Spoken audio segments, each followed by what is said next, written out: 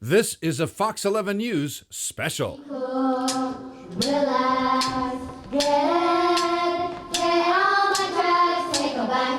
Meet a class of incredible fifth graders.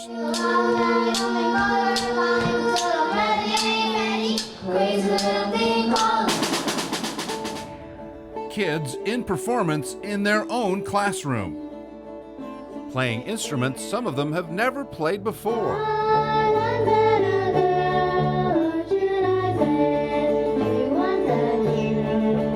More importantly, at the very same time, these 10 and 11-year-olds are high on Shakespeare, William Shakespeare. Oh, night with hue so black.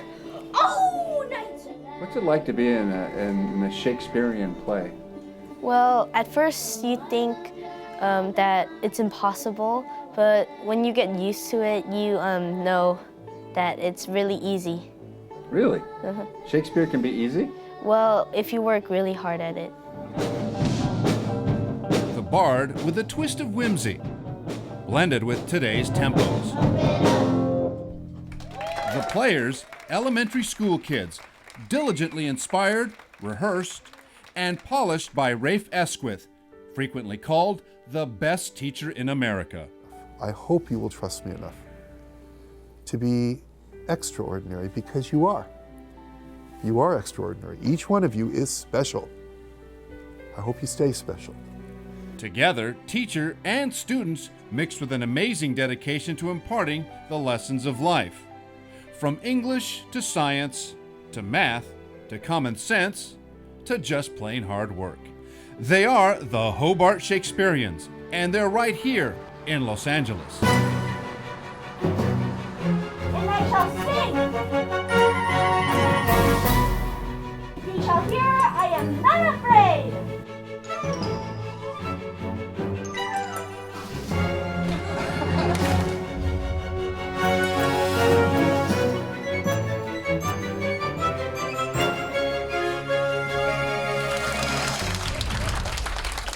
Hobart is South Hobart Boulevard, just off Olympic, the heart of Koreatown in the shadow of downtown. And this is Hobart Elementary School, with an enrollment of about 800, made up primarily of Latino and Asian students. In Rafe Esquith, these children of immigrants lucky enough to find themselves in room 56 face a rigorous core curriculum, yet so much more, for he creates a real-world learning environment.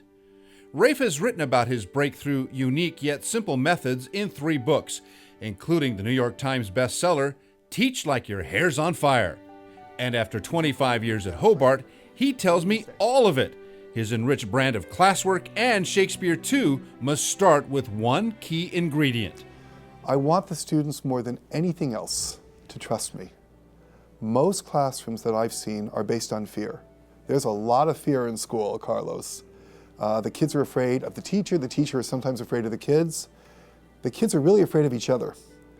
And our classroom is not based on fear, it's based on trust. And that trust begins with the relationship I build with each child. And he starts building that trust by having the kids call him Rafe, not Mr. Esquith. So when I first walked into this room, I remember shaking his hand, and he told me to not call him Mr. Esquith, to call him Rafe. And so that was a big thing for me. That was, the first time I had met him, and that's the first thing he said to me. And so I was like, okay, nice to meet you, Rafe. It was odd for me to call him by his name, but I got used to it. It made me really comfortable. There's a trust there, there's a relationship there.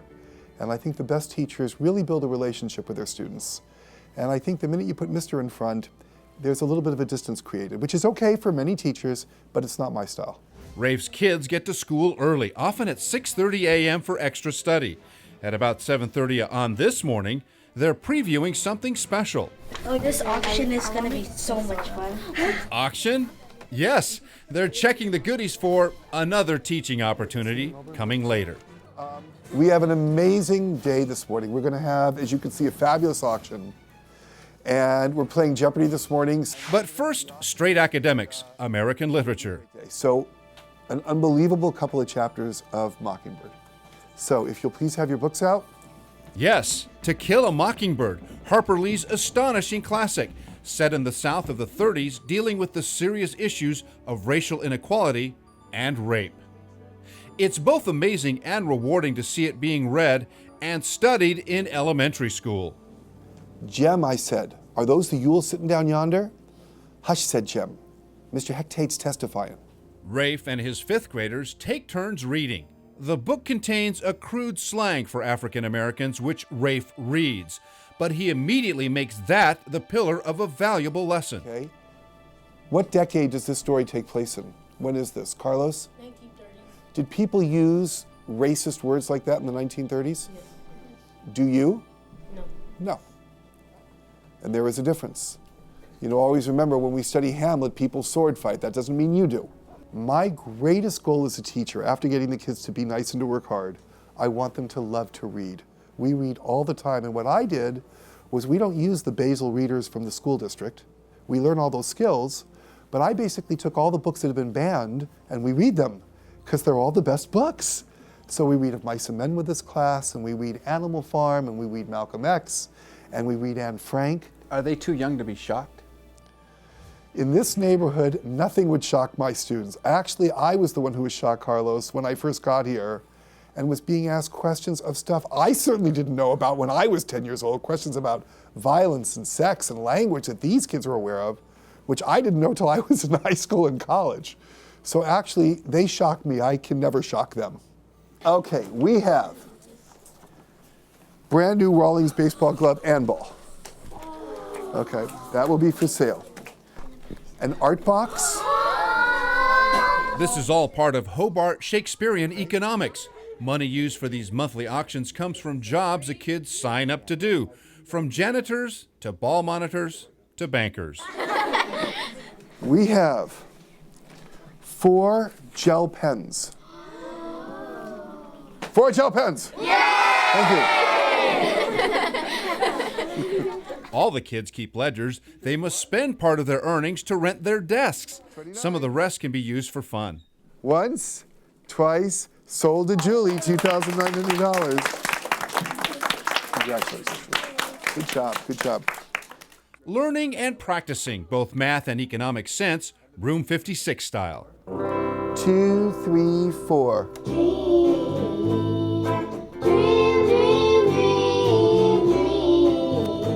Every day after school and sometimes before, it's Shakespeare rehearsal time. Hear the Everly Brothers music to accent A Midsummer Night's Dream.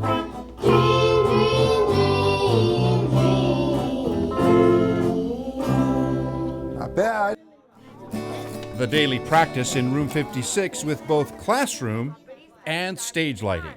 I pray you fail me not, we will meet, and there we may rehearse most obscenely and courageously. Take pains, be perfect. Adieu.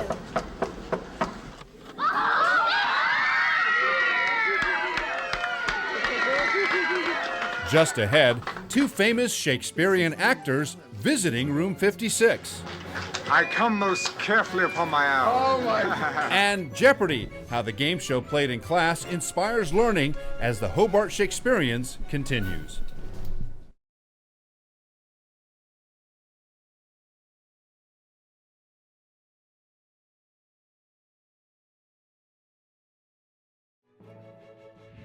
Welcome back to the Hobart Shakespeareans at Hobart Elementary here in LA's Koreatown.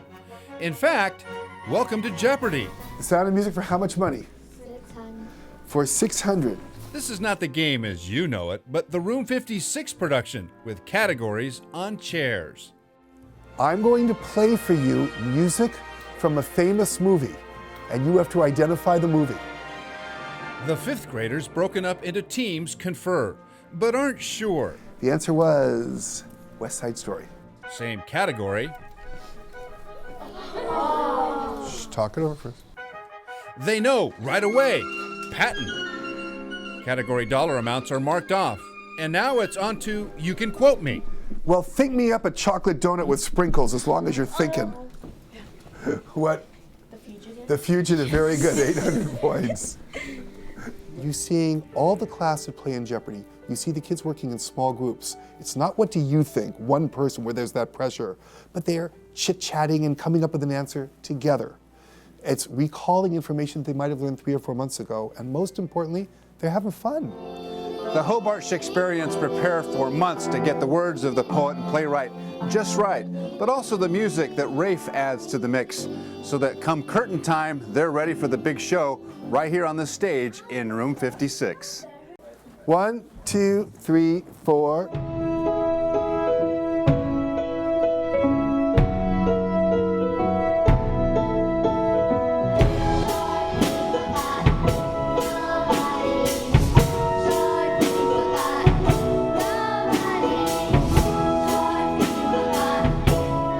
Short People is one of 15 songs interspersed with 5 acts of Shakespearean dialogue for this 5th grade production of A Midsummer Night's Dream.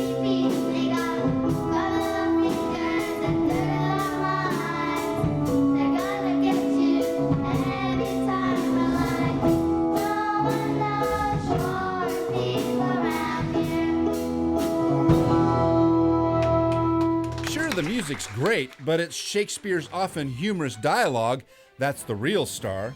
16th century words memorized with feeling by 21st century kids. All right, kids, we're going to do Act 1, Scene 2. Be loud, be clear, talk to the back row of the audience, and don't try to be funny.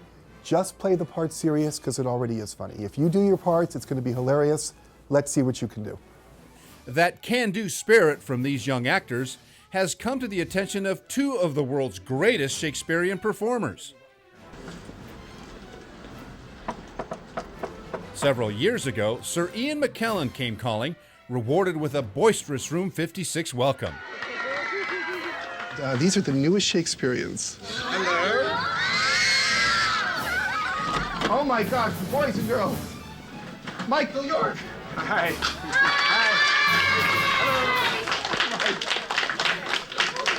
You know how to make an entrance, sir. That's pretty good. I come most carefully upon my hour. Oh my. When Shakespeare wrote in Elizabethan times, people would say, let's go hear a play. Not let's go and watch one. We all watch things now. We watch videos, we watch movies. But they went to hear because they loved the language. Rafe always has his young Shakespeareans put their imaginations to use as he directs them to increasingly greater perfection. Again. Lift, good sir, awake! Nice and slow, and then when you look up and you see her. And run to fire for thy sweet sake! Now, what you want to do is perfect. But tell the crowd, go up like that and go, and run through fire I will. And then turn back, okay? Bring them into it. The dialogue and music rehearsals you're watching took place in the 2 hours before the audience arrived on a Saturday morning. Let's do crazy. Rafe's kids just never seem to tire of rehearsing, feeling the music and the words just before one of their 15 performances. We'll sample that show and some audience critiques when the Hobart Shakespeareans continues.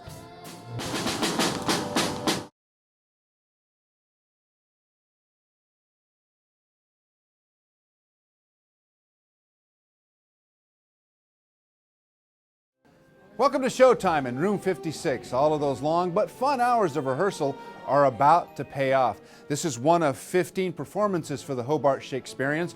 It's sold out, so sit back and enjoy A Midsummer Night's Dream. But what see I? No, this me do I see! Oh, wicked one! Ye shall hear, I am not afraid! This grizzly beast, hi! Die! When meat is green and hawthorn buds appear. What Cindy Wong is performing are original words of Shakespeare from the 1590s, combined, as we saw in rehearsal, with pop music.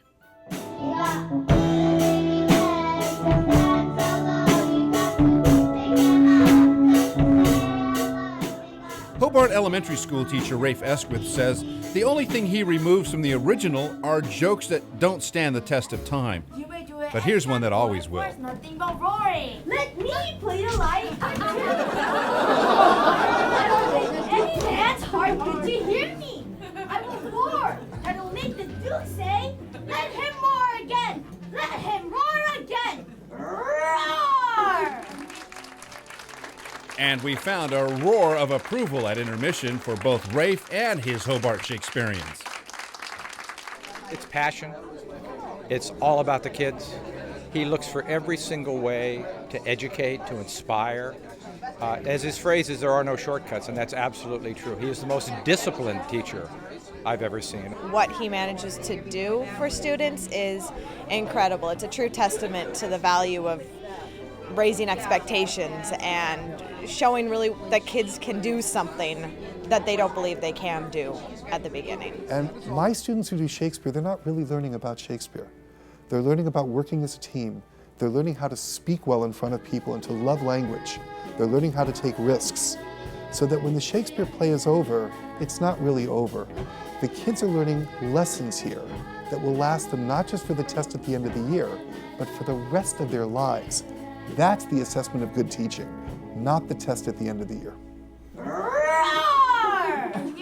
11-year-old Chu-Ho Lee is Nick Bottom in the play. Chu-Ho's mom is Joanne. Are you happy with what you see? Oh, yes. I feel so good. I'm happy. Really, really happy. He's happy. You're proud? I know. Oh, yes. I'm proud. I know. Really, yes. I think don't he's know. the next George Clooney. Really? Who's George Clooney? He's a famous actor. No George Clooney here. Instead, it's Chu-Ho and the rest of the Hobart Shakespeareans in A Midsummer Night's Dream, Part 2.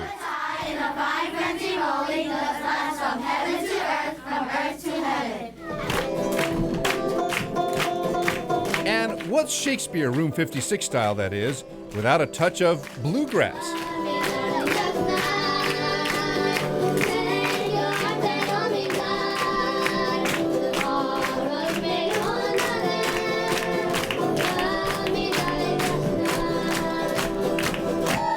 Finally, a choreographed curtain call.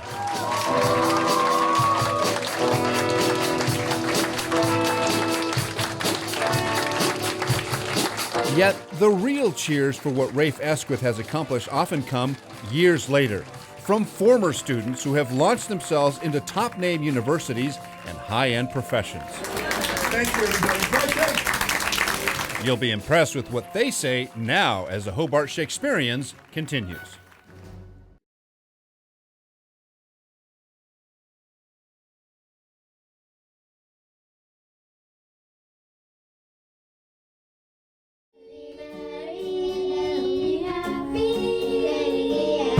Look around Room 56 at Hobart Elementary School in LA's Koreatown, and you'll spot these shields, celebrating the 5th grade Shakespeare performances of years past, stretching back to the 80s. During A Midsummer Night's Dream, the shields are brought on stage by the current Hobart Shakespeareans.